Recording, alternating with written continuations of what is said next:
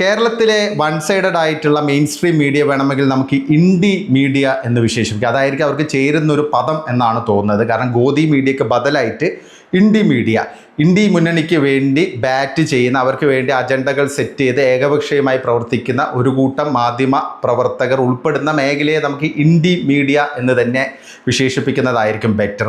മാപ്പറുകൾ എന്നൊക്കെ പറയുമ്പോൾ ഒരു പഞ്ചില്ല. ഇൻഡി മീഡിയ എന്ന് പറയുമ്പോൾ ഇന്ത്യ മുന്നണിക്ക് വേണ്ടി ജീവൻ സമർപ്പിക്കുന്ന കുറേ മാധ്യമ പ്രവർത്തകർ, അതാണ് അതിൻ്റെ ഒരു പ്രധാനപ്പെട്ട ഹൈലൈറ്റ്. ഈ ഇൻഡി മീഡിയയുടെ ഒരു പ്രധാന ടാർഗറ്റ് ആയിരുന്നു നമ്മുടെ ടി.ജി. മോഹൻദാസ്.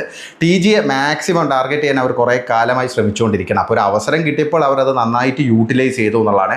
മീഡിയ വണ്ണും റിപ്പോർട്ടറും ഉൾപ്പെടെ എല്ലാ മീഡിയയും ടി.ജിയെ എങ്ങനെയെങ്കിലും ഒന്ന് അകത്താക്കണം എന്ന് പറഞ്ഞ് അത്രക്കും വലിയ രീതിയിലുള്ള ക്യാമ്പയിനാണ് നടത്തിയത്. എന്തായാലും 24 മണിക്കൂർ പോലും ആ സന്തോഷം നിലനിന്നില്ല എന്നത് അവരെ സംബന്ധിച്ച് വളരെ ശോകമായ കാര്യം തന്നെയാണ്. കാരണം വലിയൊരു തിരിച്ചടി തന്നെയാണ് കേരളത്തിലെ ഇൻഡി മീഡിയക്ക് അല്ലെങ്കിൽ മാപ്രകൾക്ക് നേരിട്ടിരിക്കുന്നത്. ടി.ജി എന്ന് പറഞ്ഞാൽ ഒരു കാലത്ത് BJP state intellectual cell convener ആയിരുന്ന ഒരു കാലഘട്ടത്തിൽ അദ്ദേഹം മാധ്യമങ്ങളിൽ തിളങ്ങി നിന്നിരുന്നു.